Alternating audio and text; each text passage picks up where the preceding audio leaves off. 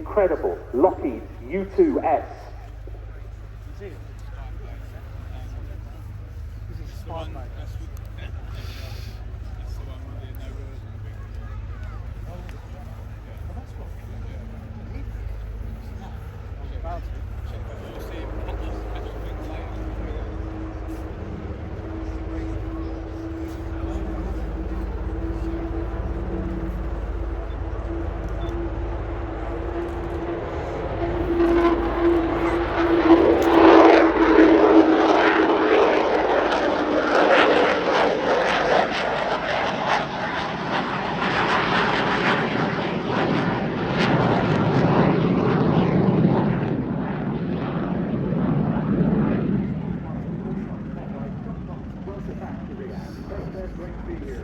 Great to see the unit flying again.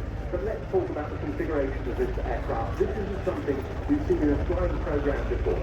Now, what we're seeing today is multiple sensors as it would work on an operational mission. Got signals intelligence on board, being the things that are on the wing with the lock fuel tank, but actually where the mission equipment lies. Looking and listening as we do. The imagery sensor on the nose, synthetic aperture radar, and the data link on the back of the airplane. Small satellite dish in that teardrop shape. It takes the information that comes into the airplane and puts it through satellite architecture to a ground station where they can disseminate the information to the appropriate commanders.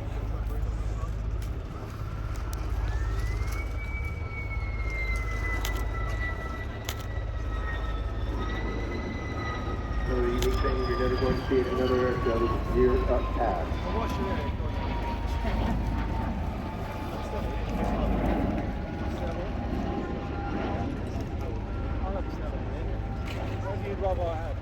The same, I believe, is the senior span pod, isn't it? On the back of the fuselage and the super pods. That's right, super pods on the wing.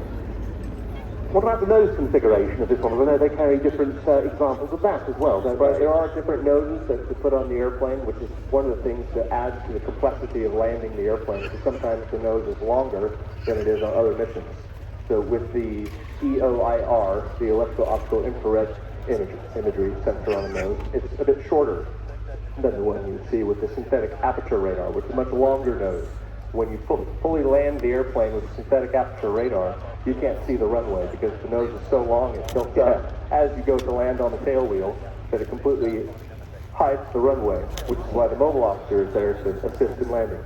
Yeah, so let's talk a little bit about that. Is it still the Dodge Charger that's used as the chase car? The interceptor package that we use with the police in the United States. Yeah. That's right, Dodge Charger. Yeah. So just explain what's going on here in the display.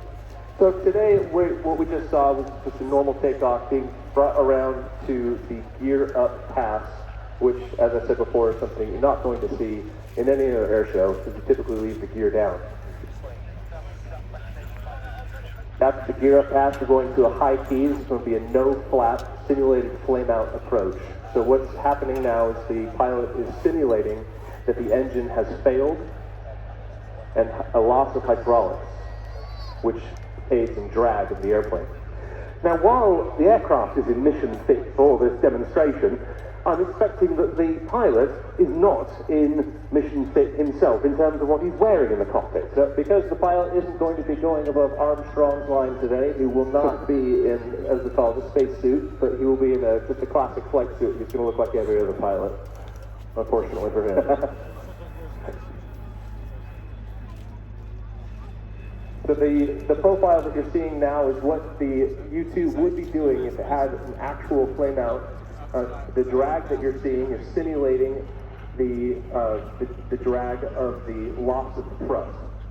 So really the U2 is a glider with an engine, and which is why it would be able to glide from that current position all the way back to the runway.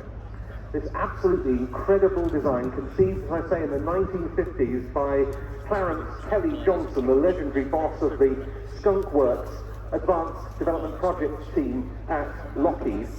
And of course, it was necessary to achieve optimum performance for the sort of long-endurance, high-altitude reconnaissance missions that this aircraft, right from the outset, was conceived to fly.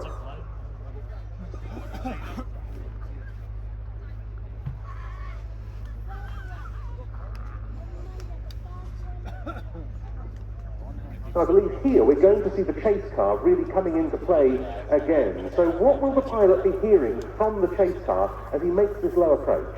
As the pilot's approaching the runway, the car will be driving onto the runway unless they're doing a static call, and they'll be talking the pilot down.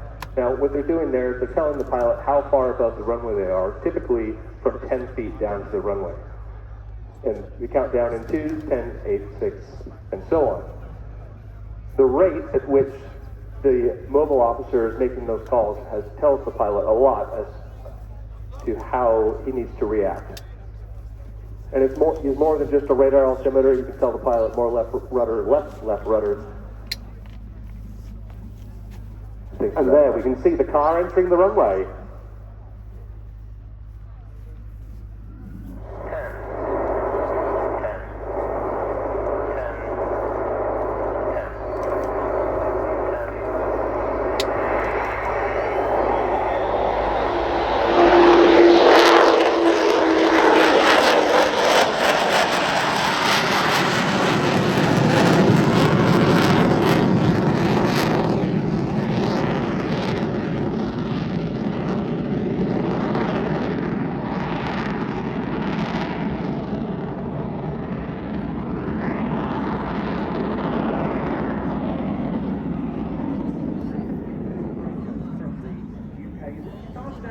Not the US Air Force program, but under the control of the CIA, the Central Intelligence Agency, and it was in the spring of 1956 that the CIA operated U2 first came to Britain, being stationed temporarily at RIAT Lockheed under the cover of undertaking weather research, but they were never operational.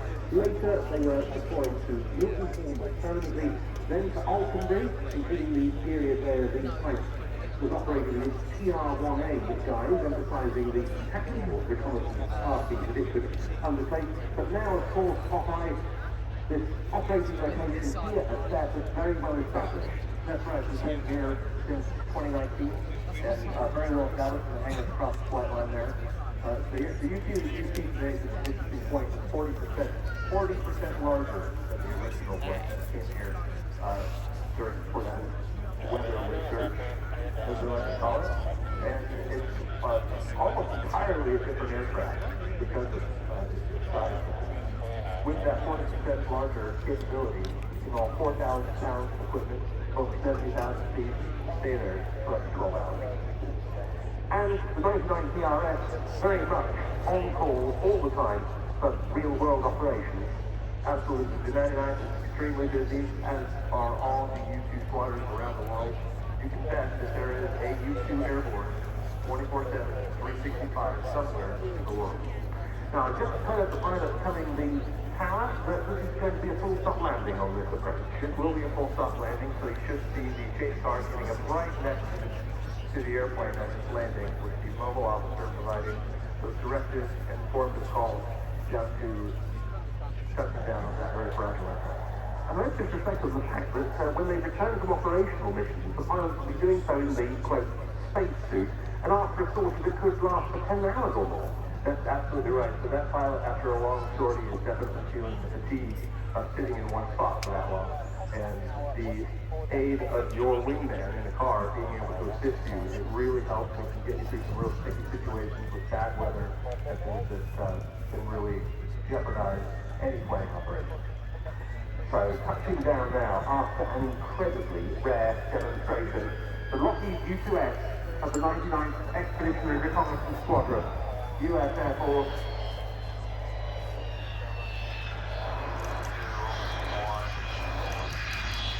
I think we've all been long may these aircraft stay here, Popeye.